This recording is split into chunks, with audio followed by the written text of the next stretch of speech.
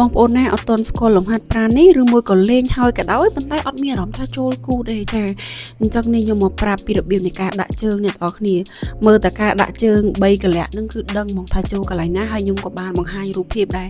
ស្រួលយល់មែនទេអ្នកនរគ្នាតាមពិតទៅលំហាត់ប្រាណទាំងអស់នេះការដាក់ជើងកន្លែងណាក៏វាចូលគូដែរប៉ុន្តែវាអាស្រ័យថាតិចឬមួយក៏ច្រើនគោលដៅមករបស់អ្នកនរគ្នាចង់បានអីគេបើយើងគ្រាន់តែយើងផ្ដោតទៅលើផ្លូវក្រួយទេចឹងវាអត់បញ្ហាទេការដាក់ជើងគឺរៀងឆ្ងាយតិចទៅតែបើថាយើងចង់ផ្ដោតទៅលើចូលគូតហ្មងចាអ្នកនរគ្នាធ្វើដាក់ជើងបែបនេះណាចា